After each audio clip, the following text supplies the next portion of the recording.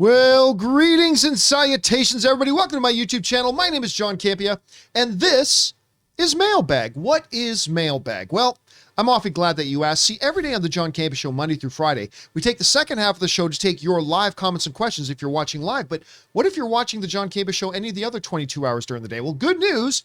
You can also send in questions for me and Robert to talk about by simply using the tip link down in the description below. Simply click on that there or enter it in manually at www.streamelements.com/movieblogtv/tip. You'll be getting your comment or question read on Mailbag, if indeed we deem your comment or question appropriate to be used on our show. And of course, you'll be supporting our channel at the same time, and all of us involved with the John Campea Show. Thank you guys so very much for your support. And we are here to do Mailbag and get to the questions you guys sent in. And I am, of course, joined by Mr. Robert Meyer Burnett. Robert, how you doing today, sir? John, it's always a pleasure to hear from the viewers. And you know, we are 24 hours away. Well, 26, 27 hours from now, let's say 26 hours from now, we're going to be getting in a car.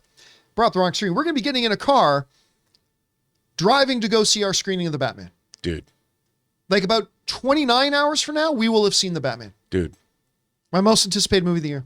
Dude. So excited. I am so excited for this movie. I have to tell you, when I was a kid, I was more of a Batman guy than a Spider-Man guy. So to have this kind of an epic Batman movie, John, once in a lifetime, 3 hours long, come on. Very excited about it, and the reviews have been strong, and we can't wait to see it. And we also can't wait to get to your questions, guys. So let's get on over to it and start taking them right now. We're going to get things started off here with Terry McGinnis. I got a feeling it's going to be a Batman Beyond question. I hope so, because I'm a fan, John. He writes, I love Batman Beyond, and Warner Brothers does too. This new Batgirl HBO movie is basically a version of Batman Beyond, not even slightly. Gender/character swapped, old Bruce mentoring young Batgirl. I'd wager more people would like to see Batman Beyond than Batgirl, but I'll take either. I mean, look, here's the reality. Nobody cares about Batman Beyond. Why do you keep saying that? It's true. The show lasted a measly 3 seasons. But they did make an animated movie. That never actually did anything real. I mean, lots of people made straight-to-home video movies. That doesn't mean anything. Look, It's so good, though. if lots of people wanted Batman Beyond, there would be Batman Beyond. It's that simple. He's in the video games. Hot Toys made a Batman Beyond figure. Hot Toys made a lot of figures and nobody would go and watch their movie. I mean, here's the reality. Rob, you always say, it's show business. It's true. If these studios are all whores, they'll go to wherever the money is because they're greedy. And if Warner Brothers thought for 1 second that their data justified the idea that a Batman Beyond would make them money, you don't think they would have made it by now? Of course they would have made it by now. But the reality is they had a show that very few people watched. I mean, I get it. Some people yell at me, all of my friends watched it. Well, that's good for you and your circle of friends. But not a lot of people did, or else it would have lasted more than 3 seasons.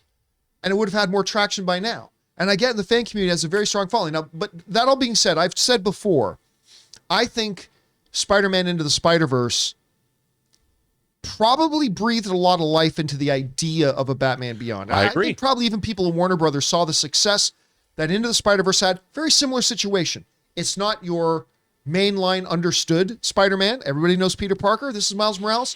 And it worked. A younger version of the character, it worked there. And that probably gave it a little bit of life over here. But I'm still telling you, if I was a WB exec, I wouldn't greenlight it because I honestly do not think it would make money. I don't think enough people care. But that's just me. I think they might take a shot at it sometime. What do you think? John, and don't be clouded by the fact that you like this character. No, I understand you make some cogent, salient points. I can't deny that. But I would say I think that Batman Beyond was never something that was seen as being... It was an adjunct to what they were doing with Batman the Animated Series. That's the way to put it, yeah. So I think, it was a really interesting show. It had some really interesting... It was like Batman meets science fiction, almost Batman meets Blade Runner in a way. And I thought it was done really well. And I love what it sets up. The old, grizzled... I'm sneezing. The old, grizzled Bruce Wayne mentoring another young upstart in a technologically advanced world. I thought that was really cool. And the show is really good. I thought it was all right. The Joker stuff they did was actually quite interesting. Yeah, no, but I mean, look. But let me ask you seriously, if they make a Batman Beyond, do you think this is actually going to get a lot of attention? I think if they did remember, the world has also changed a bit since the show aired. And I do think that now there might be an audience that wasn't watching it first run, that didn't know about it, that now I think it could be pretty cool, depending on where they go. But look, do I think they're going to make one? Probably not. Would but I do like think the one? chances today are much higher than they were before Spider-Man Into the Spider-Verse. Yes. Not that means it's a 90% chance, but I would have said before Spider-Man Into the Spider-Verse, 2% chance. Today, I might say 20. Well, and I also think like whatever Across the Spider-Verse turns out to be, it looks more, I mean, it has a Batman Beyond feel because of Spider-Man 2099. Right. I mean, there's that too. All right. Next up, we've got Paul, who writes, bless you, my man. Thank you. Paul writes, hi, Jessica Chastain did an interview with Variety, and she talked about the negative campaign against Zero Dark 30.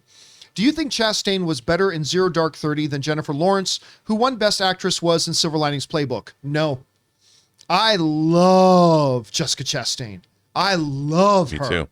And she was great in Zero Dark 30. She was. She wasn't as good as Jennifer Lawrence, in my estimation, at any rate, as Jennifer Lawrence was in Silver Linings Playbook. So that's my take on it. What about you? I completely agree. I love Jessica Chastain. What Jennifer Lawrence did in Silver Linings Playbook was more difficult, I think, in terms of the emotional range she had to cover. Whereas Chastain was playing a military officer. Played it great. She was wonderful. Not as complex. Yeah. Now, I'm not sitting here saying that Jessica Chastain isn't as good of an actress as Jennifer Lawrence. I'm not saying that. I'm just saying if you're pulling out those two projects, I think Silver Linings Playbook was the better showcase for Jennifer Lawrence and Zero Dark 30 was for Chastain. It required her to have more of an emotional range than Jessica Chastain did. Which she delivered on. Absolutely. Yeah. But both great performances. Excellent performances. Next up, Dick Grayson writes, hey, everyone. The Batman is also my most anticipated movie of the year, you and me both, Dick Grayson, which has made me think a lot about my favorite movies recently. One of mine that is not discussed much is 3:10 to Yuma. You must not hang around here very much because we talk about 3:10 to Yuma. We were talking about it a few hours ago. Just this morning. I think Russell Crowe's character is just amazing thoughts. 3:10 to Yuma is my second favorite Western. Besides the immortal Unforgiven, 3:10 to Yuma is actually my second favorite Western. It's really great. Russell Crowe. But here's the coolest thing about that movie. You got Russell Crowe and Christian Bale, two of the, I mean, again, if acting was mutants, two of the most powerful mutants in the world. Russell Crowe, Christian Bale. And they both got upstaged by Ben Foster, who just has made a career out of nobody knowing his name and upstaging everybody he's in a movie with. I love that. Hell and High Water. Oh my God, look how good he was in that. Dude. 30 Days a Night. It wasn't a huge role, but how good was he in 30 Days a Night? So I good. love this guy. And he was the first Angel in X-Men Last Stand. That's right. And he was great there too. Trying to saw off his own wings. All that stuff. Yeah, absolutely. I love that movie, Dick. All right. Next up, we've got Joey Hamilton writes, on the Oscars, what if the NFL decided all special teams will no longer be televised live because offense and defense are more popular? Then they showed little snips of the plays after the commercial break. That's how I feel about the recent decision. That's great, but they're completely uncomparable. Touchdowns can be scored on special teams. Turnovers can happen on special teams. Points go on the board with special teams. Things the audience does care about. But I'll tell you what, going along with your analogy, I am all for getting rid of the kickoff. I'm all for honestly, I am seriously all for eliminating the kickoff. Because 90% of the kickoffs these days just get kicked through the end zone anyway. So why not just eliminate the kickoff, save a bunch of time, save a bunch of TV and watching time, and just say, if you're really concerned about players getting injured at the kickoffs because you got so many players running full speed down the field, blah, blah, and most of the time, they've moved the placement of the ball to the 25. You get the ball just on the 25. The vast majority of the time, they just kick it through the end zone. I'm all for canceling that. But if you're going to have it, touchdowns can happen. Turnovers can happen. So it's not an apples to apples comparison with this thing. The fact of the matter is, here's a better comparison, Rob. If in the NFL, every kickoff went into the end zone and it ended up in a touchback, and then that's the proper comparison to Best Hair and Makeup Oscar. Because it's if that were to happen every time in the game, every time they did it, the audience would not be all that interested. And I would be perfectly good with them saying, well, then don't televise that part. Run a commercial during that part and come back when the real game is going to start. Now, I, for one, adore the hair and makeup and all that kind of stuff. And it was all up to me and all that kind of stuff. I would keep them in there. But you cannot make an argument that the audience cares about those categories. It's not about whether the audience should or should not, because obviously they should. But it's also just as obvious that they don't. And if that's the case, and again, Rob, I'm willing to bet dollars to dimes that after the Oscars are done and we honestly sit down to evaluate, we're going to say, you know what, we barely noticed. We barely noticed. Although I could be wrong about that, in which case I'll be very pissed. Here's the thing. I mean, I don't think the audience is the right gauge. For the show, yes. But this is, after all, the Oscars. And first and foremost, it has to be about the art form of movie making. And they're getting recognized. People are still getting their Oscars. But there's now a hierarchy. A movie can't be made without editing. A movie can't. Can you imagine if John Williams, you yourself always use the example of the Hollywood Bowl when you saw Spielberg come out and play the beginning of Indiana Jones and the Last Crusade. Yes. With music and without. Yep. People love the score. People go to see John Williams at the Hollywood Bowl. Why is it not fair to then award the Oscars live? I mean, honestly, the best score live on the Oscars. It's when it comes down to practical things, there's going to be no difference. I honestly feel like people are getting upset just to get upset. But people only care about then Best Picture and the actors, and that's all. Why award Best Director? I think a lot of people do care about Best Director. But I mean, editorial is as important to a film as any other discipline. I'm not disagreeing. But again, people keep trying to make this a discussion about are these categories important? That's not the criteria. Right. The criteria is, does the viewing audience who are tuning into this show, do they care? And they don't. But the show is not, I mean, ultimately it has to be about the Oscars themselves. And they are. They're still getting their Oscars. They're still being awarded, and they're still going to be televised. It's just not going to be live. It's going to be an hour old. Honestly, that's the only difference. Now, like I said, if we watch this and it goes the way you fear it will go and some other people fear it will go, and that's the way it goes, like it totally feels like the video game awards. Here are the nominees for this category, and here is the winner. Let's move on to the next thing now. If they do that, I'm getting off this bandwagon and I'm totally getting on your bandwagon. Yeah, I mean, look. 100%. But I just don't think that's what's going to happen. I just think that at the end of the day, it has to be, like, I'd say, if anything, make it a day-long event like the Super Bowl. And if you're going to really celebrate the art of filmmaking, and there's more people now actually making films than ever before with their phones, whether it's on TikTok or Instagram or YouTube, the art of all of filmmaking, I think if they celebrated it even more, because more of the audience itself is actually making films in their small way, perhaps they could bring people in and get them more interested in these disciplines. Well, they've tried for 70 years. It hasn't worked for 70 years. I know. I would also say, you know what, going back to the football analogy, here's another one.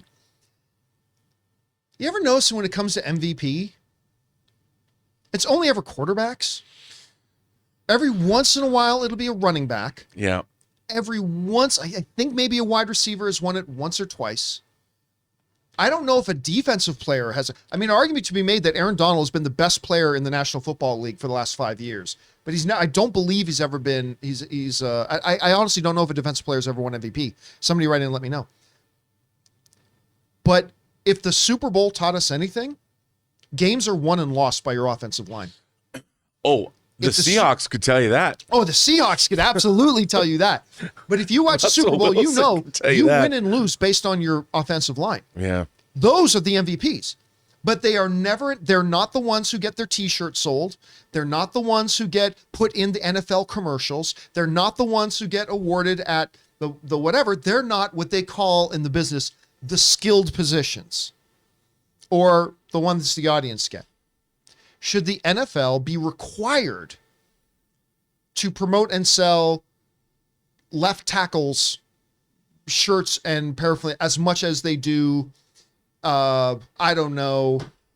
I'm trying to think of a wide receiver right now, but like go back to the day, if they want to sell Megatron's shirt, or if you want to sell, Adrian Peterson's shirt. If you want, I mean, I don't know. It's just, it's a difficult thing. But again, I think we need to reserve judgment until we see how they do it. Right. Because again, if they do it the way you're fearing, I just think the idea is a slippery slope. Why not make him an hour long and get rid of everything? I don't do slippery slope arguments. I see what you're saying. I just think that's a slippery slope arguments are a fallacy, because that's saying if you do this, then you will do this. It's like, no. But it opens a door to say, we got rid of these. Well, let's make the show an hour long.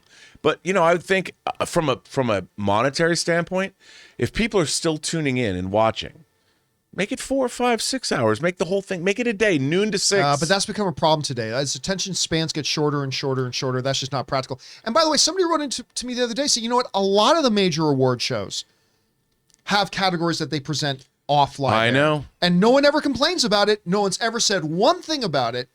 But now that it's the Oscars, because we like to complain about the Oscars, I'm not saying I'm not one of those people, because we like to complain about the Oscars. This has become a thing. But again, let's just see how it plays out.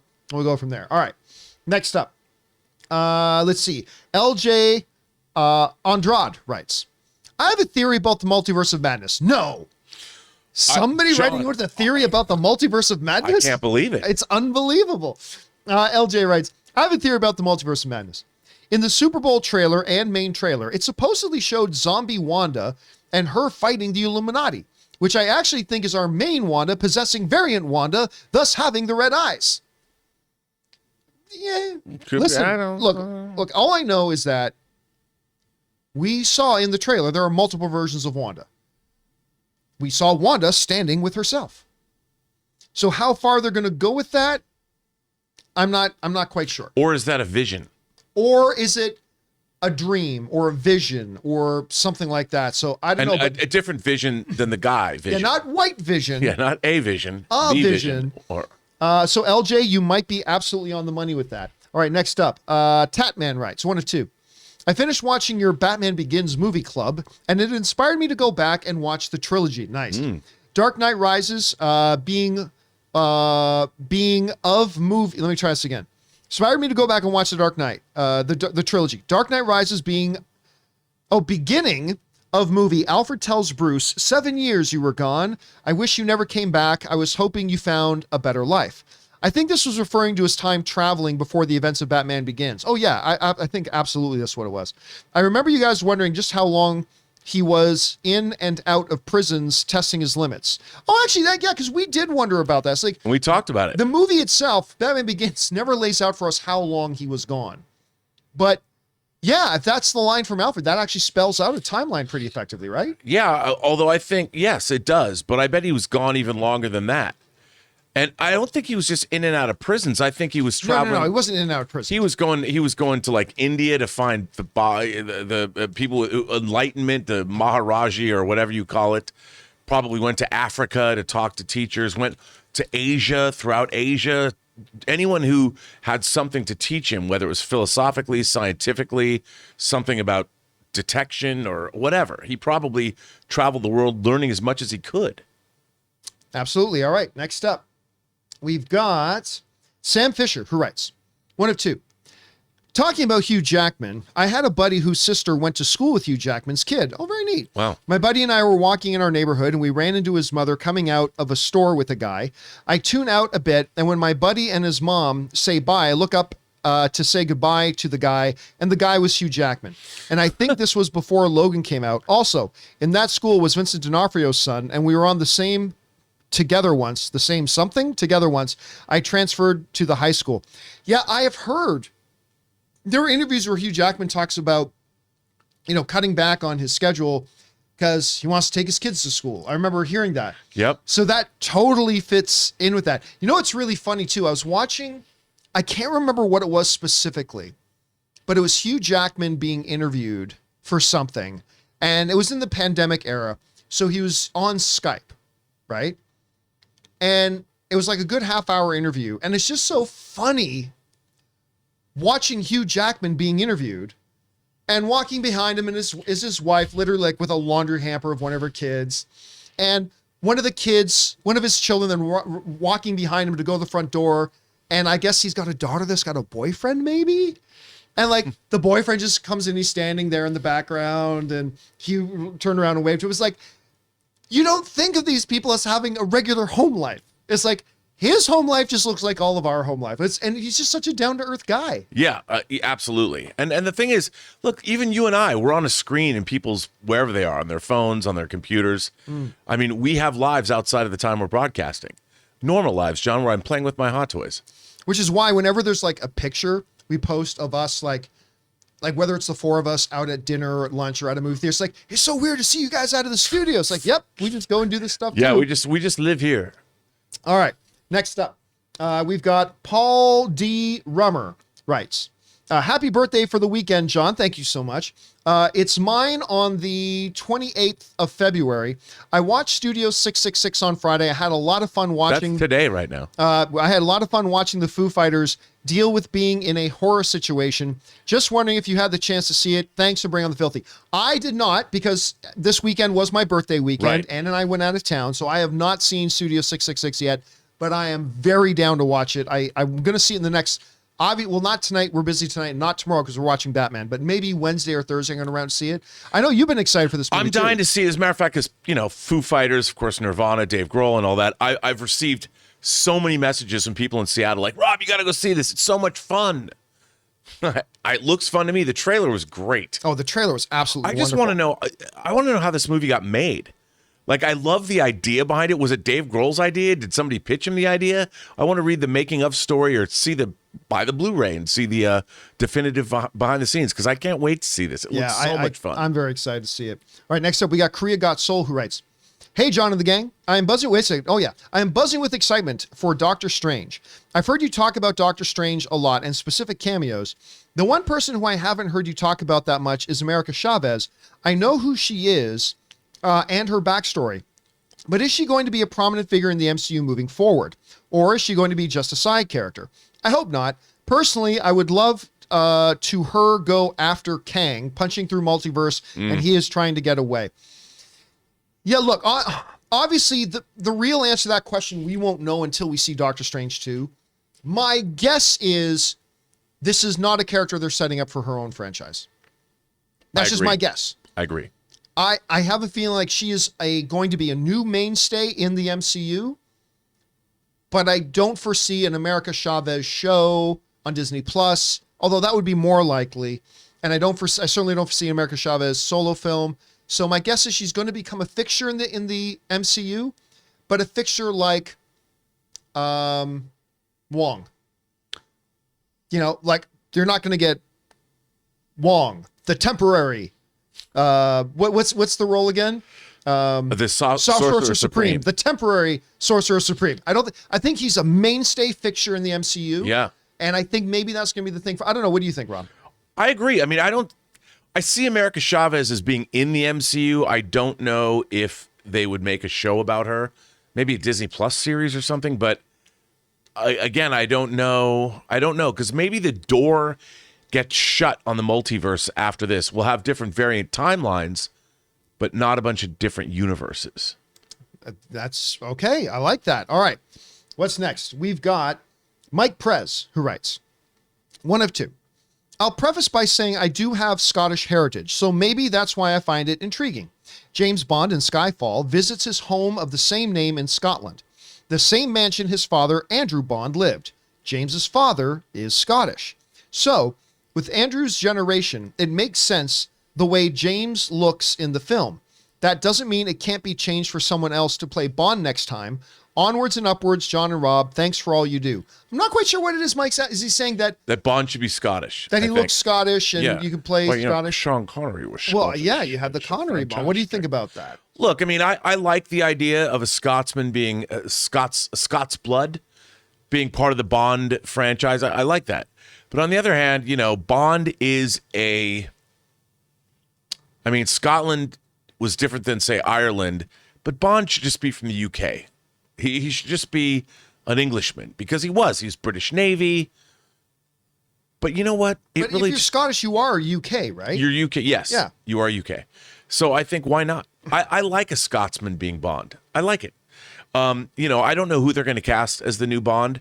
As long as they're from the UK, though. They can't make if James Bond isn't from the UK, that's where I draw the line. All right, next up. We got Mum Ra, of course, of the ever-living family. La Bamba. Isai Morales was robbed of Best Supporting Actor in 1988, Golden Globes and Oscars. Not saying he should have won, but at least nominated. I've seen other nominees, and I feel he was snubbed. Amazing as Valence's brother, Bob. Scary good character. Do you agree, Richie? Well, I'll be honest with Mum Ra. I have no idea who was nominated that year and who wasn't. I'm not about to take up the time to go in and look, so I have no idea. But I will say this. I kind of have a rule for myself, and I apply it to people who write in this show. Unless you are making a firm argument that somebody should have won the award, I don't think you can argue that they were robbed if they didn't get a nomination. Right. The only time I think you can say somebody was robbed or snubbed, I believe, is if you have a compelling argument that they could have and maybe should have won. Otherwise, it's a tight race. And if you're not going to make the argument that they would have won, then it's a coin toss sometimes about who does. Like the one robbed I can think of recently is, why am I forgetting the actress's name from Hereditary? Toni Collette. Thank you, Toni Collette. I legitimately thought going into nomination week that Toni Collette may indeed be the front runner to win the Academy Award. Her performance was incredible. It was mind-bogglingly good. If anything, I think the movie itself, the fact that it was a horror movie, might have worked against her. You know, it's not a prestige film the way other things were, but her performance, when it's revealed like the relationship she had with her son and how just she was a terrible mother, and when you find that out around that dinner table scene, I mean, oh my God. But like that to me is the only true snub I feel of the last number of years, because that's one where I legitimately thought she could have won that and she didn't get nominated, which I was shocked. Can you think of any off the top of your head? That they've been totally robbed? Yeah. Like not get nominated? When you thought maybe they had a legitimate chance of like winning. I can't think of somebody that was totally, I mean, again, like you, I'd have to go back and look, but not off the top of my head. But Isai Morales, he shouldn't have been nominated, but if you go back to Rick Rosenthal's movie Bad Boys with Sean Penn and Isai Morales as teenagers, I think in 81, and Clancy Brown is the bad guy in the prison, and Ali Sheedy, that movie rocks, and Isai Morales was awesome in it. That was the first time I knew who he was. And in my mind, he should have been nominated for Bad Boys, but of course, no one, yeah. All right, Mr. Nobody writes, hey, John, just wanted to send you a happy birthday message. Thank you so much. It was my birthday this past week. This is Saturday, February 26th at 9:40, so they obviously wrote it in over the weekend. Hope you had a great day. I did have a great day. Ann and I went to San Diego and hung out in San Diego for the weekend. It was great. Also, if you had a perfect day at the theater, could have any movie marathon all to yourself, what movies are you marathoning? That's obvious. I'm watching the original Star Wars trilogy. And then Would you want to do it by yourself? No, I wouldn't want to do any of them by myself. But the scenario he's painting here is you had a theater completely to yourself. Which one do you do? Star Wars. And then after Star Wars, the Lord of the Rings trilogy. Those are the ones I'm watching. And some people might say, what, before MCU films? Yeah, definitely. Star Wars, the original trilogy, nothing touches. Lord of the Rings trilogy, nothing touches. And then probably some MCU stuff, maybe the Captain America movies. But for me, it would absolutely be Star Wars and then Lord of the Rings. What about you? I've seen the Star Wars, the original trilogy, so many times in the theater. It wouldn't be Star Wars. Gosh, it's hard to say. You know what? I hate to say it, but I'd probably say Godfather only because I've never seen Godfather 2 in the theater. I've seen Godfather 1 and Godfather 3, but I never saw Godfather 2 in the theater because whenever they'd bring it back, they'd bring Godfather back, but they wouldn't always bring Godfather 2 back, and I saw Godfather 3 when it opened in 1990. So I've never seen, and it's one of my favorite movies of all time, never seen it in the theater. That's a good one. But that's a long day. Next up, Black Frost writes, I just wanted to point out that here in Ontario, Canada, the Batman is rated PG. I don't believe that. All ages as opposed to 14A where you need parental guidance. I'm not sure if this means more about the content of the movie or our relaxed rating system. I'm not saying Black Frost. I'm not saying you're lying at all. I just question wherever you got that information from. I have a hard time believing. I mean, very well may be true. I don't know anything to the contrary. I have an impossible time believing that it got PG. But isn't Ontario, that's Montreal, right? No, that's Quebec. Oh, that's right. Montreal's Quebec. Okay. So I so can't give the French their lackadaisical, morally casual attitude. No, and that would be more nudity than sex. Where you with breakfast baguette you have sex as well. I mean that's my kind of province, painting John. the good people of the province Quebecois with a broad brush there. I don't believe that. Okay, so Ontario's Toronto, Montreal's Quebec. What's Winnipeg? Manitoba. And what about Calgary? Calgary's Alberta. Wow. So like Calgary, Edmonton, that's all the province of. Then you get into Vancouver. So I've been in British Columbia. I've been in Alberta. I've been in Manitoba, and I've been in Quebec, but not Ontario. You've never been to Toronto? Dude, never. I mean, I've been to Winnipeg, Montreal, Calgary, Edmonton, Victoria, and British Columbia. Dude, Toronto, a lot of people consider might be the greatest city in the world. That's what people say, and I've never been there. Oh, absolutely visit it. I mean, Hamilton is the greatest city in the world, like the city about an hour outside of Toronto, which is where I'm from. But yes, Toronto is a magnificent city.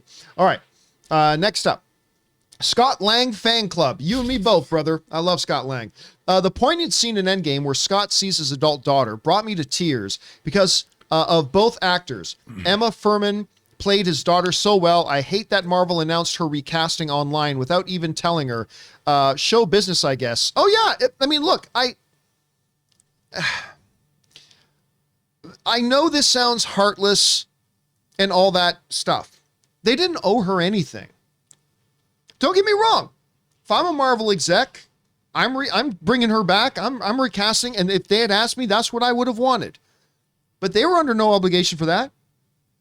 They owed her nothing, and it's not her role. It's different their director role. too.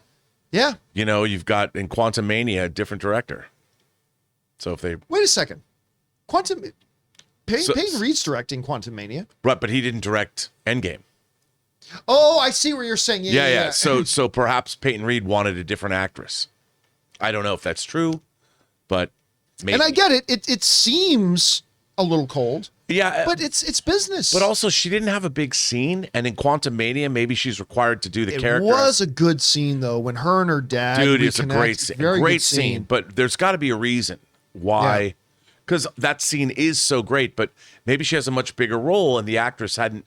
They need a more accomplished actress, maybe. Yeah, I mean, or a million other reasons that we'll never know. Exactly. All right, next up, we've got Garden Variety Vagabond writes.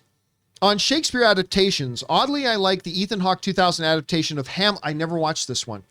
Of Hamlet. I think Bill Murray's in this one. For just one scene, it is an odd adaptation, but the scene of Bill Murray as Polonius giving the nether a borrower or a lender B speech totally changed my perception of the scene. I've never watched this one. I only saw it once in the theater. So I can't, it's not burned into my brain, so I couldn't comment on it. But I liked the adaptation. It was interesting. More of a modern day kind of a feel. Yeah, I'm telling you, if you like the Shakespeare adaptations, the Tragedy of Macbeth is a more recent one out, and it's so good. It's really good. But again, go back and watch Ian McKellen and Richard III. It's amazing. All right, next up. Garden Variety Vagabond also writes, on the Oscars change, will the actual event itself change at all at the venue? It sounds like the only change is in the editing of the TV show. If the Oscars are for the industry is the issue, then the event hasn't changed as they weren't on TV originally. Well, I mean, yes, yes, it was not on TV originally. So originally, none of the things were broadcast live. Touche, Garden Variety, point well made. However, what somebody may argue is that, okay, yes, but what is normal now is that it is televised. But again, I think Garden Variety is going right to the heart of what my point here is, which is I don't think watching at home, we're going to notice too much of a difference. And if it plays out that way, then I just simply don't think there's going to be anything to complain about. The question is, will it play out that way? Because I'm assuming it will, but I've assumed things before and it not turned out the way I wanted them to. So I don't know. We'll have to see. But yes, it is true. None of the Oscars used to be televised before. A valid point, but one that I don't think is really applicable here. All right. Next up, what do we got? We've got Tom G, who writes, "Hey, John and Rob. I've been thinking about people who come in late during a movie. Should theaters deny entry to a movie once it has started or after a certain amount of time once it started? Where's the line? Should a line even be drawn?" It's really interesting he brings this up because you and I used to frequent a movie theater that had that very rule. Yep.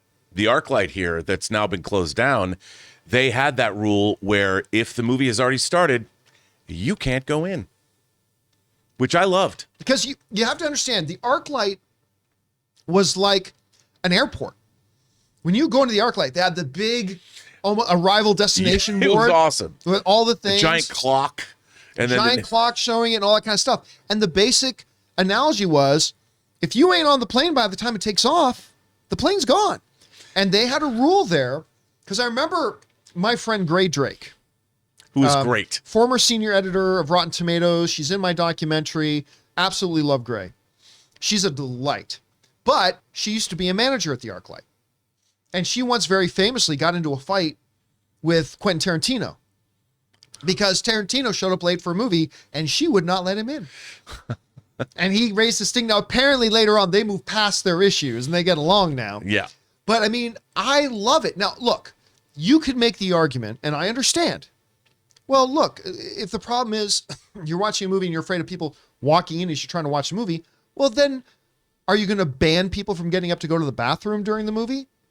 Look, I get it. You're not able to eliminate all potential distractions from a movie, but you can eliminate the unnecessary ones. And you not being there on time for the start of a movie is an unnecessary distraction for some of the, you got to go to the bathroom. You got to go to the bathroom. You show up late. That's just because you were late. And that's nobody to blame but you. And I got to tell you what, I liked it. But also the other thing I liked about ArcLight was actually having a staff person come into the theater before the beginning of every show to ask people personally, please turn off your phones, put it away. A little bit about this movie. It was directed by so-and-so. The runtime is this. And if you have any issue, I'm going to stay in this theater for a few minutes to make sure that the image and sound quality are up to our standards and blah, blah. It was a wonderful experience going to the movies there. And also, they charged a bit of a premium. Yes, no doubt. You know, like $5 more sometimes or whatever. Because it was an excellent theater. It was an excellent theater, but also they made sure that the people that paid the premium also were not the kind of people that would show up late. Right. So everyone knew what they were getting into. You know, that you bought your tickets, you knew what you were getting into. So it was a great, I love the venue and I miss it terribly because they only showed 3 trailers, no commercials. Yep, 3 trailers, boom, movie starts. I loved it. All right, next up, Tom G also writes, John and Rob, I pick one of my favorite actors / actresses each month and I watch all their movies. That's a cool thing That's to do. a cool idea. I love that. That I haven't seen. That's an even better idea. I'm currently working through ScarJo's non-MCU projects. Watched The Nanny Diaries and We Bought a Zoo so far. I liked her in We Bought a Zoo. Fun way to discover new films. You know what I love her in? And it's a small role. Ghost World. Well, no, I wasn't thinking about that, but that's a good one too. I love Ghost World. Chef. Yeah. Chef's delightful. It is delightful. And I love her character in that as well. I'm trying to think of a couple of the others. sci-fi movie Under the Skin. If you have not seen Under the Skin, Yep. I mean, I shouldn't say what she actually plays, but let's just say if you're a fan of science fiction, Yes. you should watch Under Who the she Skin. is and where she's from could be a little bit of a, Yeah, of a spoiler. a mystery. But she's a fantastic. I love Ghost World. Which is a comic book adaptation, not an MCU obviously film, but still very good. She's an amazing actress. By the way, there's a movie she did that not a lot of people liked, but I really did. And it's kind of like Limitless, where she starts to access more and more of her brain power. Lucy, thank Directed by Luc Besson. I like Lucy. Dude, that movie kicks ass. I mean, the ending gets a little freaky. It's hard to wrap your head around what's going on. It did pretty well, though. Yes. Yeah, like an obscure little movie. That's the one that really told the world. ScarJo's a box office draw. Yeah. Because that movie made way more money than it had any business making. Yes, it did. I agree with you. That movie kicks ass. But that is a great action, a pre-John Wick great action scene. And by the way, Tom G, that is a great habit. Picking an actor every month and then now going I back wanna and do watching that. movies you've never seen. I want to do that. I like that a lot. That's a great idea. All right, next up, we have Roxo who writes, hey, y'all. I'm just revisiting my Batman being named Vengeance at first theory before we see the movie. It came to me once Batman, Catwoman, and Penguin said it. But imagine His parents are killed after V for Vendetta in the alley. V is also for? That's a bit of a stretch. Yeah, no, but I do think from some of the reviews, that's correct. He's called, the citizens of Gotham know him as Vengeance. I think that. But I still don't know. But I mean, again, I haven't seen the movie, so I don't know. I don't know either. But again, that doesn't add up for me because when an envelope is left for him by Riddler, it says to the Batman. So it doesn't say to the one who goes by the name of Vengeance. Right. I don't know. I just, in the reviews, somebody said that they were. Well, we'll find out because that very well may be the case, Roxy. We're going to find out tomorrow. Or maybe Vengeance is the Batman's nickname. Maybe. We'll find out tomorrow. All right, next up. Josh Craig writes, hey, all, longtime viewers since the Collider days. Thank you, Josh. Everyone talks about the collaborations of different celebrities. Here's one that absolutely needs to happen. The Foo Fighters featuring Mr. T. They'll call it I Pity the Foo. Okay, you know what? Come on now. Oh, that's not bad, though. That's not bad. It's kind of bad. I mean, it's kind of bad. We've heard worse. We have heard worse. I liked it. It was too much of a stretch. If you'd gotten into it a little easier, I would have been like, oh, I pity the Foo. I like that. All right, let's move on. Nice swing, Josh. I pity the Foo. Right. Rogue 3 writes, it wasn't a miss. Unpopular opinion. Emily Blunt shouldn't play Sue Storm. Sue is fun, energetic, and quippy. Emily Blunt radiates coldness. Oh, I disagree with that. I think she's so talented she can, but don't be fooled just by her. What's the one she was in with Meryl Streep about the boss? Devil Wears Prada. Devil Wears Prada. Thank you. Don't be fooled by her role in Devil Wears Prada. Anyway, she radiates coldness. She's always looks like she's in a trance. That's not true. Her range fits the pensive mother and hard soldier roles she's done, but she's not Sue. I completely disagree. First of all, just go to a movie that I don't like very much, which is Her Mary Poppins. You know what? I wanted to love it. She's the best thing about that movie. The story was kind of, but she was great. I was very disappointed by the movie. Dude, crushed. Yeah, I mean, I didn't think it sucked, but it was way below expectations. Yeah, and even Lin-Manuel Miranda, who I love, I didn't think he was so hot in Mary Poppins, the first Mary Poppins, is one of the great fantasy films of all time. It's such a wonderful movie. But I disagree with you, Rook. I think you're just thinking about a couple of roles she's played where the character was called upon to be a certain way. To say that, well, that means she can't do this. I believe there are several movies that show that she can. Yeah. So, let's see. All right. Next up, Michael Jones writes, I know everybody is hyped for Batman, but just wanted to say I saw Cyrano. I really like Cyrano a lot at the theater this weekend, and it jumped into my 2021 year-end top 10. It's great, and Peter Dinklage was fantastic. Been watching almost 5 years now. Love your show. Thank you so much, Michael Jones. And yeah, listen, man, I really like Cyrano. Peter Dinklage rocks in it. That said, Cyrano was my number 3 most anticipated movie of the year. Only behind The Batman and The Northman. Then it was Cyrano. And I really do enjoy Cyrano. It's not worthy of being a top 3 most anticipated of the year. It has several weaknesses to it. Again, still overall, a very good movie watching experience. If you haven't seen it, I highly recommend it. But Peter Dinklage is phenomenal in it. And I would highly recommend checking it out. You haven't seen Cyrano yet, though. I haven't, but I really want to see it. As a matter of fact, I was listening to, on the way driving in here on NPR, they were talking, I don't know if it was a review, but I was listening to Dinklage sing a song from the film. He's not a bad singer. I didn't realize that it wasn't originally supposed to be a musical. It didn't start out as a musical. It started out as a straight adaptation. And they should have kept it that way. The songs were not great. And the best song in the movie was one in a scene that shouldn't have even been in the movie. Yeah. But anyway, I'm not going to go too into it. But again, I still like it. I mean, I think it's still a very solid movie. Peter Dinklage is fantastic in it. But, you know, not going to be in my top 5 of the year at the end of the year. All right. Thanks for sharing your thoughts on that, Michael. Next up, we've got Sarcastic Satire, who writes, as great as Keaton was in Batman 89 and Returns, my main takeaway in role has always been his height. Seeing Batman standing shoulder to shoulder with Vicky Vale or Catwoman standing over him looks awkward. Put some RDJ lifts in those shoes and boots. Listen, that is one of the reasons that when Michael Keaton, like a lot of people weren't, don't remember or weren't old enough to remember, but I was just a young teenager. when they announced that Michael Keaton was going to be Batman, there was a lot of like today it's Twilight Boy. At the time it was Mr. Mom guy. Yeah. Mr. Mom. Mr. Mom is going to be Batman. I mean, and yeah, the height is a thing. You certainly can see that. But at the end of the day, the height issue was not a key DNA essential part of who and what the Batman is. And therefore, audiences quickly just looked over it. I know. And I have to tell you, we both have seen The Protege. You could kind of tell a little bit about his stature in The Protege and his age.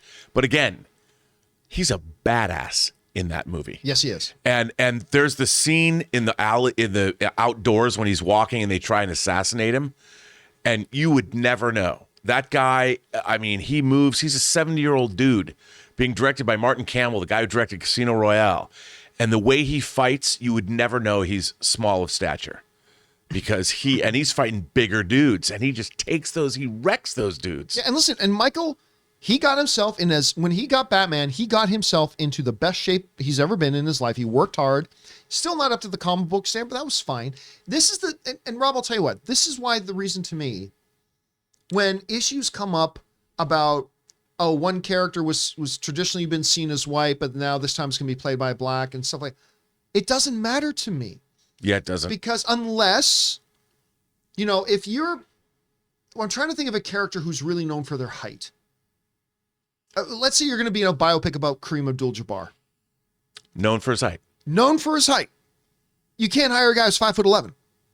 You just can't. No. That's a key, essential part and of. By the way, aren't we going to see somebody playing Kareem Abdul-Jabbar in this great miniseries? In Winning Time. What's it called? Was it Winning Time? Yeah. That's the name? Yeah. I cannot wait to watch that. That looks so good. So good. But yeah, you can't have a Kareem Abdul-Jabbar is a tall dude. Yeah. So unless the aspect in question is a core, absolutely essential part of who and what that character is.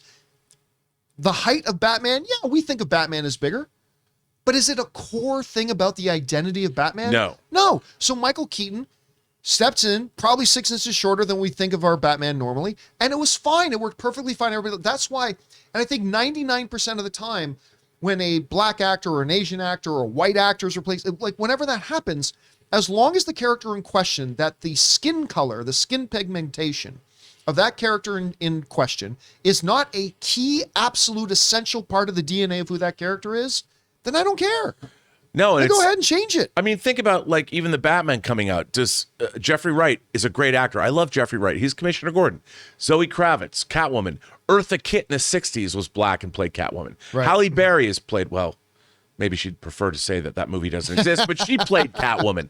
And Zoe Kravitz playing Catwoman. So there's who cares what color somebody is? All I care about, are they well written, great, are they well performed, and is it a great story? And, Keaton did not fit the height of what we think of Batman. And yet, here we are, how many years later? 32. And there's still a ton of people 33 this year. There are still a ton of people today that when you say, who's your Batman? They'll say Michael Keaton. And you know what else? Tim Burton, when he made Batman, cast Keaton because he wasn't typical. He wasn't like, he wanted to do something different. Like Keaton was kind of what does Joker say? Winged freak. Wait till they get a load of me. I mean, Keaton was kind of supposed to be weird. He wasn't your typical 6'4", 240 pounds of solid muscle dude. That's the obvious choice. The fact that the Michael Keaton Batman was a little different was kind of Tim Burton's point when he did the movie. And going in the opposite direction, a guy who's maybe a little too short, Hugh Jackman cast as Wolverine. Exactly. And you could even make an argument, Wolverine's height is kind of a complete identifying factor of who Wolverine is. Yep. Hence the title Wolverine. Yep. And they totally went away from that guy, this big dude, to play the role. And now we can't even imagine it differently. So, yeah, anyway. All right, let's keep going. Thanks for writing that in, man. Next up, Just Your Average Jose writes, in the last mailbag, you mentioned you're always looking for new games to play. The Horizon game series, Zero Dawn, and its sequel, Forbidden West, which everybody's talking about. Dude, everyone's talking about Everybody's talking about Forbidden West right now, are really good. I put the experience, story-wise, up there with The Last of Us and God of War. Listen, I need to get through Spider-Man and Miles Morales. I want to try Elden Ring. But I saw Zero Dawn. I've got PlayStation Now, and I saw Zero Dawn is listed on PlayStation Now. I might have to give it a shot at that point. Thanks for throwing in your opinion there, Jose. All right.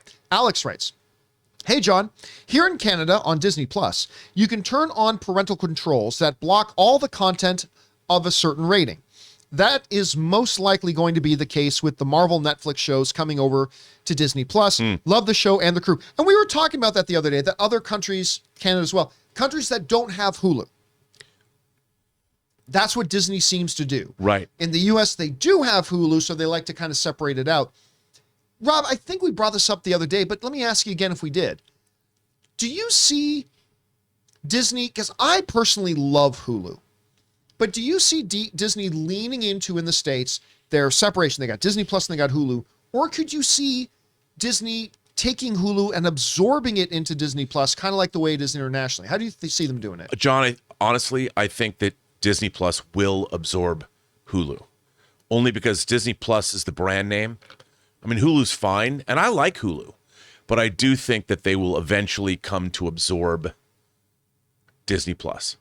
Right. I mean, Disney Plus will absorb Hulu, and it'll be Disney Star, whatever the pay wall is going to be called, whatever that is, I don't know, but I absolutely think that Disney Plus will absorb Hulu. All right, next up. Paranormal Activity. Paranormal Activity. I like that. Writes, greetings from Ireland. Good to hear you. Thoughts on Paul Verhoeven. What's your favorite film of his? Thanks. Okay, so Paul Verhoeven is a director to me that fits in an era. And I've had a hard time picturing him out of that era. Now, granted, he recently did... was it Bernadetta? Benedetta, yeah. Benedetta, thank you. His Nuns in Trouble movie. Yes, which was actually not as good as I was hoping it would be, but it was pretty solid. Yep. But obviously when you think of him, you're thinking of, like, I like Hollow Man more than most people, so I think of that. But you also think of other things of the era, like Total Recall, right? RoboCop. Starship Troopers. Basic Instinct. Starship Troopers. So I always think of him in that era, and I don't know if his style fits as well in the new era. And I don't know that he's been able to adapt to this era as well. That doesn't mean he can't come out with something new and surprise us. Again, Benedetta was actually pretty good. Listen, I shouldn't, but I'd be lying if I didn't tell you I get a whole hell of a lot of a kick out of Starship Troopers, man. Dude, it's awesome. I love Starship Troopers. I think I know which one you're going to say. Well, I'm a huge Paul Verhoeven fan. Yes. And growing up in Seattle at the Seattle Film Festival, it was kind of the launching point for Dutch cinema in America. Verhoeven, he made his first film, I think, Business is Business in 1969. So he goes way back. And his Dutch films, he won the, I think, Best Foreign Film for Soldier of Orange in the mid-'70s. His movies, Spetters, and I love The Fourth Man, which is the last Dutch film he made before he made Flesh and Blood in 85. But I think you're right, John. I think that Paul Verhoeven is kind of an agent provocateur, but my favorite Paul Verhoeven movie, I have to say, is probably RoboCop. Oh, that's not what I thought you'd say. But I love Basic Instinct. I thought you'd go Basic Instinct. I mean, I love Basic Instinct, but again, you talk about Basic Instinct is so 90s. It's so Joe Esterhaus, erotic thriller. But RoboCop is John, when that movie came out, we all made fun of it. RoboCop, we'd make fun of it. Like RoboCop, that was like the dumbest title ever. And it was one of those movies, walked in, and I love Paul Verhoeven. My friends and I were shocked. The violence, the story. I mean, the idea of the crucifixion. It's almost like a Jesus story. Right. RoboCop Peter Weller is literally crucified on the ground and then is resurrected by the divine science. And because Paul Verhoeven is obsessed with Catholicism, he almost became a priest. And it's in all of his movies. Benedetta, there's a reason why he made that, and he's in his mid-80s. But I think RoboCop and, of course, my beloved Basic Instinct, I do love those movies, John. And by the way, he always brings the filthy.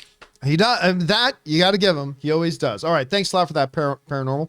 All right, Rush writes, 104.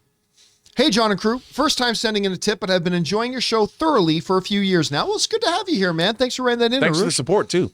My nighttime routine these days actually includes listening to the show while I beat the crap out of teenagers in FIFA. Good to hear. Anyways, I was wondering if you had read the Forbes article on Tom Holland recently. They attributed Tom's success with Spider-Man and Uncharted to audiences loving the characters in the IP, Spider-Man and Nathan Drake, more so than Tom himself. I tend to agree with them since all of Tom's other movies have been critical and or box office duds. Tom is a terrific performer, so this is not a comment on his acting abilities, but more of a comment on the industry as it stands right now. Actors like Chris Hemsworth, Robert Downey Jr., and now Tom Holland are unable to draw big audiences in box office unless the movie is backed by a well-known IP, with only a couple of exceptions to this scenario. Free Guy, A Quiet Place, etc. Thoughts? Well, I mean, let me touch on the Chris Hemsworth, Rush. So like Hemsworth has shown, yeah, he can do that outside of that. Robert Downey Jr. had an Academy Award long before he was ever in the MCU. Nomination, Academy Award nomination for Chaplin that he had long before that. And other characters like that. So Tom Holland, you know, Rob, you and I have talked a lot about Tom Holland recently. You and I are both big Tom Holland fans. I think he's great. I think he's great too. Because when you put him in a bad movie and he still comes like, man, that dude almost salvaged that movie. That says a lot about the actor. And Tom Holland's been in some bad movies. But it is also true that people haven't rushed out to go watch him. Yeah, again, let's go with an extreme example just for scenario setting, okay? Dwayne "The Rock" Johnson can be in a movie like Rampage. A movie that has no business making any money at the box office at all. But Dwayne "The Rock" Johnson pops up in it, and it actually does some decent business at the box office. You put it in a movie, what was the Skyscraper one he was in? It was called Skyscraper. Okay, yeah. Yeah. That reminds me when Ann once said to me, hey, John, what's that movie with Julia Roberts? She plays, and what's the name of the character she Aaron plays? Brockovich. Yeah. Ann says to me, what was that movie about Aaron Brockovich? And I'm like, Aaron Brockovich? So what's that movie, Rob? They're doing the one with the skyscraper? Skyscraper. Yeah. So like that movie. It's Die Hard in a Building. Yes, it is. Not that great. Had no business making any money. Like any money.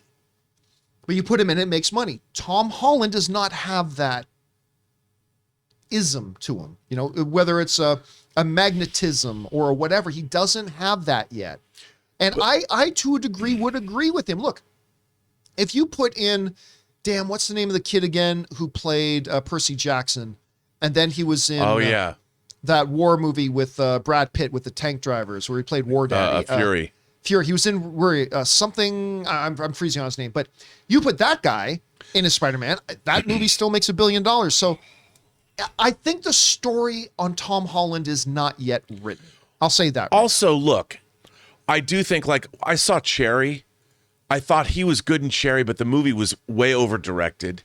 And I didn't think the movie served Tom Holland well. I think if you gave Tom Holland a romantic movie, like something like The Notebook, but not The Notebook because Ryan Gosling has that smoldering quality to him. But if you made a college romance film, I don't know what that would be, and you put Tom Holland in that movie, I think it could work. If you made a remake or something, not that anybody should, of a college comedy like I talked about Back to the Future and Animal House, I think Tom Holland would work. I think Tom Holland has to be like any good actor. You need to find the right movie to put them in, and they will break through. I don't because no one saw Tom Holland as Nathan Drake in Uncharted. He wasn't the first choice. Yet people still went. And you know what? Even you and I were like, nah, I don't know. One of the things I liked about Uncharted the most was Tom Holland, and I thought I wouldn't. And that proves that he is a performer. He didn't need the Uncharted IP behind him because if he wasn't good, and for me, he was one of the things that made the movie the best. So if you found the right vehicle for him, he could have a huge breakthrough outside of the MCU. If you can. Right. Because prior to No Way Home, he did a couple films that were pretty anticipated. Devil All the Time. Which is an ensemble. Which is an ensemble, but it was his vehicle. and the movie wasn't, in my opinion, was not very good. But nobody watched it. But that was not his fault. He No, was good in it. But again, like, was Skyscraper not very good because of The Rock? No, but him just being there could still draw in an audience. Right, but also, he also fit with what that movie was supposed to be. So he had like CIA with Kevin Hart. Devil All the Time. Central Intelligence. Chaos Walking, that, again, nobody went to go watch. Cherry, which, again, nobody watched. I mean, so I think it's fair to say that, hey, if Spider-Man had some success, that's probably more due to the Spider-Man IP. If Uncharted had success, it probably more has to do with the Uncharted IP. Sure. But again, I don't think the book is written on Tom Holland. I don't I think we need a few more movies to start to see if he can become that. You know what? That Fred Astaire movie is going to become a big testing point of that. I completely agree. I mean, you got Billy Elliot playing Fred Astaire. I mean, that's pretty good. And I think to me, it's always about finding the right vehicle to put the right performer in. And I think Tom Holland, they're trying to, he's in these huge tent poles, but he hasn't yet had his breakthrough, call it a normal movie, where he plays like a normal dude. I think if you put him in a romantic comedy, he could crush it. You know what? I can tell you right now, you do a romantic comedy with him and Zendaya, like all the kiddies are flocking to that movie. Dude, they all kidding ship me? that relationship. They all want to go see. My wife would go see that 10 times on Saturday. That's the thing, and I think that, and if somebody doesn't make that movie, they're crazy. I agree. All right, next up, we go to Spock, who writes, "Hey Rob, I like that. what's your opinion on removing Moon Knight's Jewish background for the show? Do you agree with the creator that as long as it's for story reasons, it's okay? I love Oscar Isaac's casting, and the show looks incredible, but I do wish they had kept him Jewish. What do you think about that?"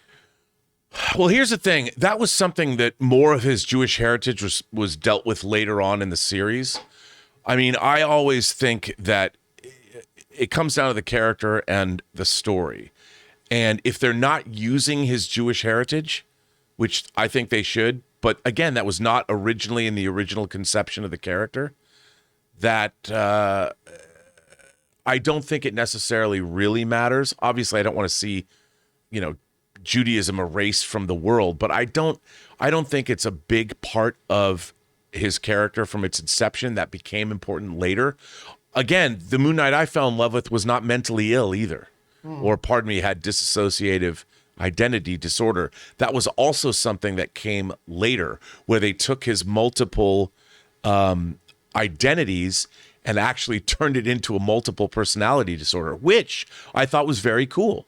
And they did some really interesting things with it, but it doesn't, it's funny. I haven't thought about that. After I see the show, maybe it'll bother me. Well, we'll find out. All right, next up, we've got, okay, see you, who writes, "Hey, John and crew, I started watching Kim's Convenience this weekend because of all your praise about it, and after watching the first 5 episodes, I am loving this show. Dude, it's so good. So funny and sweet. Love all the characters and story. Just wanted to thank you for the recommendation, Bring on the Filthy." Guys, I cannot begin to recommend Kim's Convenience more wholeheartedly. If you like Shang-Chi, Simu Liu, that's where you got to start. You got to start in Kim's Convenience. And of course, Paul Lee is in there as well, who is, of course, the X-Wing fighter pilot that we see. And he's going to be, I think they said he's Uncle Iroh, or Uncle Iroh in the upcoming Avatar: The Last Airbender. It's going to be Paul singing. Yeah. Anyway, this is a show that is smart, funny, charming, and completely endearing. It loves its characters too. Oh my God, it loves its characters. And it doesn't do anything at their expense. No. Although one of Anne's favorite, I haven't seen Anne laugh this hard in a while. Like every once in a while, like Anne will literally laugh to tears. And just like have tears streaming down her face. She's laughing. I only so do that hard. when Ray does the Trade Federation. But there is a scene, it's one of the latter seasons. I won't tell you why he's in the bathroom, but Mr. Kim, Appa, he's locked himself in the bathroom and he's hurt himself, but won't admit that he's hurt himself and needs help. So outside the door is Uma, his wife, and his daughter. And Uma's like, "You need to come out of there." He goes, "No, I'm fine." And she goes, "You cry?" And just the way Paul Sonini, all he hears his voice says, "No, you cry." And it's just, I don't know why, but the timing of it and the way Paul says the line Like literally Anne was in tears. She almost couldn't breathe laughing so hard. This is a show that is filled with all of these moments. And you'll know if you're going to like the show by watching the first 5 minutes. Yeah. First 5 minutes of episode 1, gay discount. You'll understand the DNA of the show if you just watch that. That was one of those things I heard about Kilkenny for the first time because of you. Letterkenny. Pardon me. Did I say Kilkenny? That's a beer I like from Ireland. It's the cream of Ireland. Yes, Letterkenny I heard for the first time, and Kim's Convenience I watched because of you. Both of those shows, Canadian shows, love their characters. And Kim's Convenience was it was delightful. That's the only word I have for it. Delightful. Now, you and I are embarking. We've already recorded the first episode. Yeah. We're going to put it out probably next month, just so you guys know. But Rob and I have started a new podcast that we will start publishing next month called The Office Virgin, because Rob, you've never watched The Office. It's been so long since I've been called a virgin, John. But if it works, if the show works and we end up going through all of The Office, have you ever watched Schitt's Creek? Oh, yeah. Okay, you have. Okay, I was going to say, because that's got to be the next one we do. No, Elizabeth got me hooked on that. Honestly, that might be the greatest half-hour television show ever. And I don't say that lightly. And Eugene Levy and his son his son Dan. They are so good in that show. And did you know that Twyla, the girl who works in the restaurant, that's Dan's sister. Right. That's Eugene's daughter. Yeah. No, it's family affair, and that show is so good. Those performers, everybody in that show. So good. What a cast. And all the guest stars that come on, and I loved it. And the only show in Emmy history that in 1 year swept everything. It won Best Actor, Best Actress, Best Supporting Actor, Best Supporting Actress, Best Show, Best Writing, Best Directing. It swept. Completely swept. Deservedly It's never so. happened before. And that show, John, I got to tell you, that snuck up on me. Because when I first sat down to watch, I'm like, what is this? And it was kind of a slow burn for me. But once it Did grabbed you go through the hold, whole series? Yeah. Dude, can I just, I've never asked, but I think it's the final episode or the second to last episode, one of the two. It's in the final season. When Dan's character, it's his wedding day. Right. And his fiance got him a masseuse. And the masseuse, but unbeknownst to the fiance, he got Daniel a masseuse. He got him one of those masseuses who will give you a happy ending. Yes.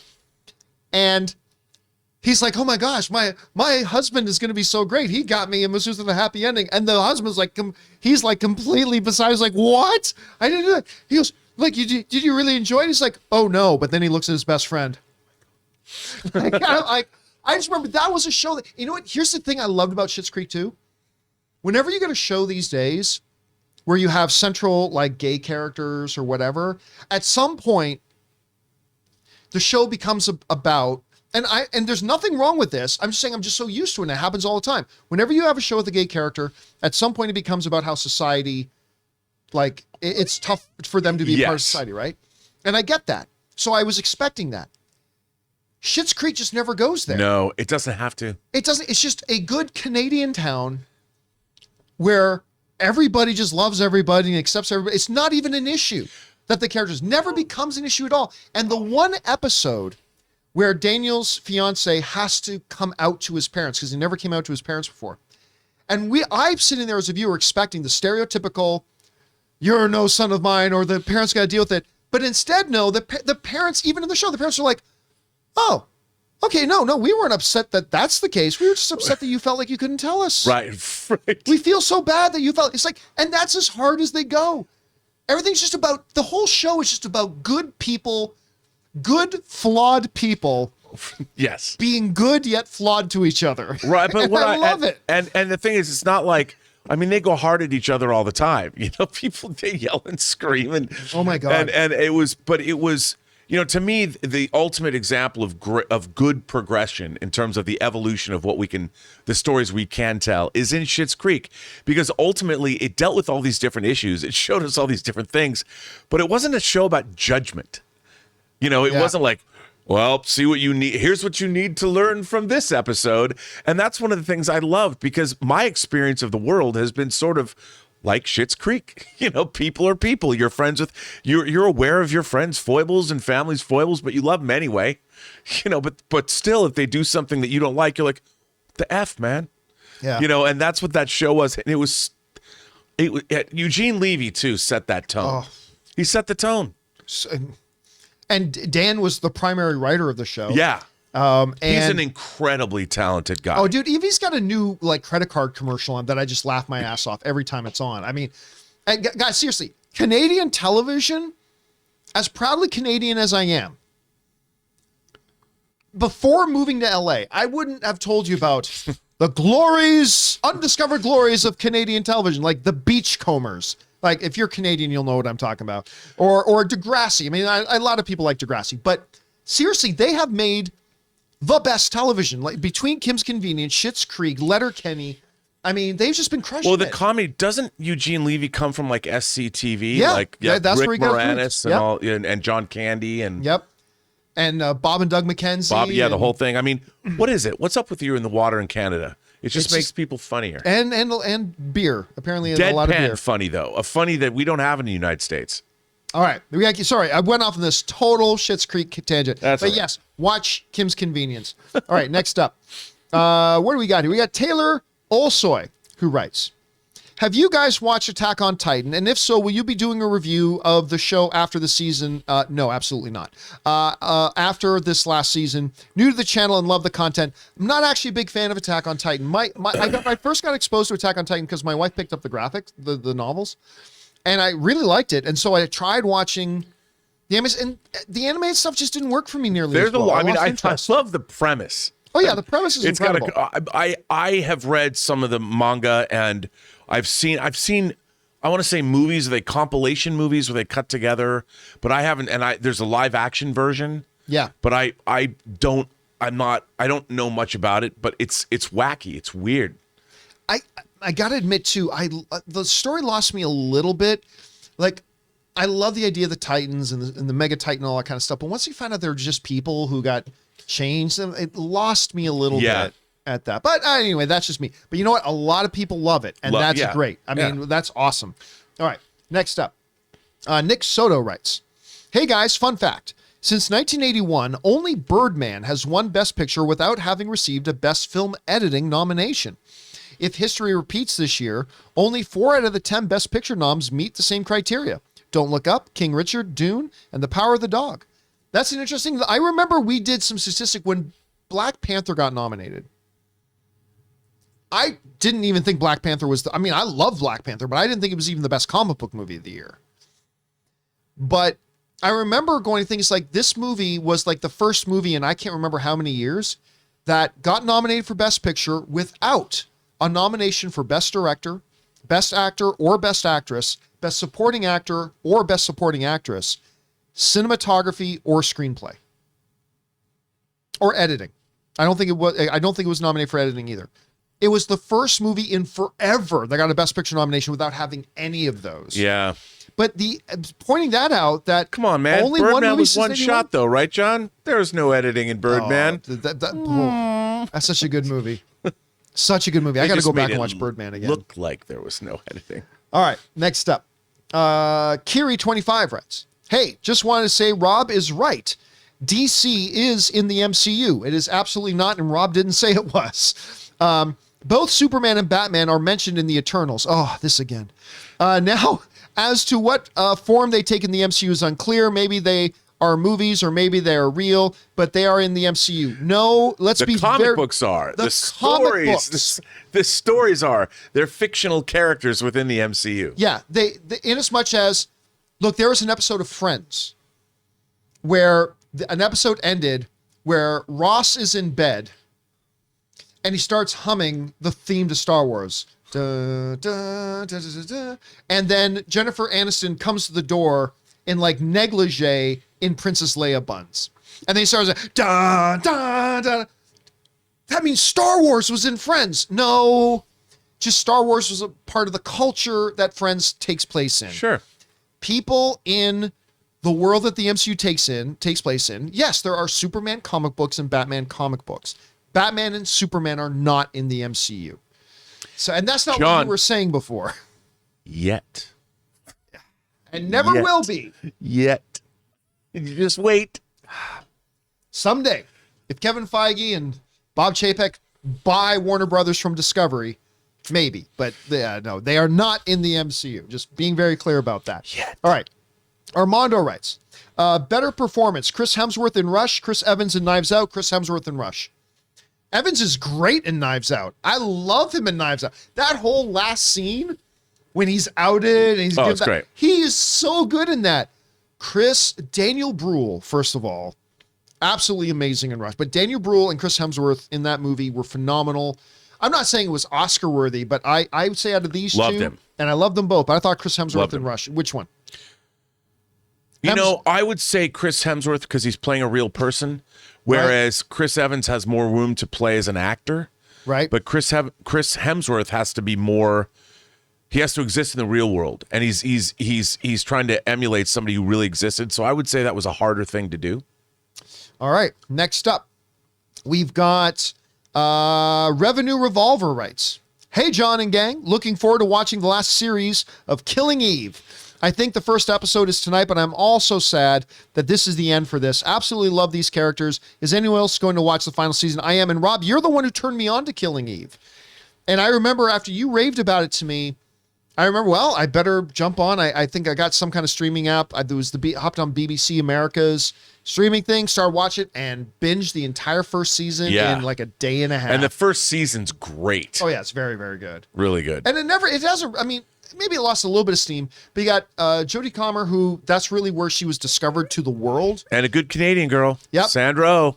That then went on to be in Free Guy, and then she was in, what's the one she just did with Ben Affleck and Matt Damon? And The Last Duel. The Last Duel, thank you. Where she was amazing in The Last Duel. She's really good. I love her. But she is so good as this character. And she's Irish, and she knocks out those accents like there's no tomorrow. I was surprised when I heard her really speak. Because I just, that's all I could see her as. Because that was my first exposure to her, was Killing Eve. And that's all I could hear was that accent. I know. I saw on the Graham Norton show, and I'm like, wait, what? No, she was amazing. All right. Next up. Oh, and this is the final question of the day. Comes us from No Jim. Rob, have you been rocking out to Highway in the Anger Zone? I have. The soundtrack for the Batman is so good. Hints of the Nolan's trilogy, Casablanca, Casino Royale, BM 1989, Gino Chino's work on Trek and Mission Impossible. Brilliant stuff. He's dead, Jim. Is there a thing on the soundtrack called Anger Zone? Yeah. Oh, okay. I didn't know the name of the stuff. They just released it. I want to say they released it over the weekend. So that was the fourth track they've released after the Catwoman piece. Right. That score is amazing. But I have to tell you, John, man, I can't picture the scenes that this music goes to because it's so many different styles of music. Like the Catwoman music is great, but it's like jazz. And I'm like, what's going on? Like where's, because the scene we've seen with Catwoman is different than this music. Well, the scene we got was high octane. Yeah, action, I mean, fight. but this music, the score, the Highway to the Danger Zone, there's a big car chase in the movie that we've seen in the trailers. That's where I think that's probably from. And it's awesome, dude. It's awesome. The score's awesome. Tomorrow, dude. Tomorrow we're going to go see a little this. more than 24 hours away. And guys, that'll do it for this installment of Mailbag. Thank you guys so much for being here, making this video part of your day. Big special thank you to all you guys who sent in those comments and questions. Number one, because it gave us great fun things to talk about. But number two, you supported our channel as you did it, and all of us involved with the John Campea Show. Thank you guys so very much for your support. I want to thank the big guy sitting next to me right here, Mr. Robert Meyer Burnett. Robert, where can people find you online? Well, you can find me on Twitter at BurnettRM, find me on Instagram at RMBurnett, or find me on my own YouTube channel, The Burnett Work. But mostly, I just hang out in the John Campea Show. Oh, and it's good to have you here. And you guys can, of course, follow me on Instagram and on Twitter, simply at John Campea. That'll do it for us for now, guys. Make sure you come on back and join us for the John Campea Show tomorrow. My name's John Campea, and until next time, my friends, bye-bye.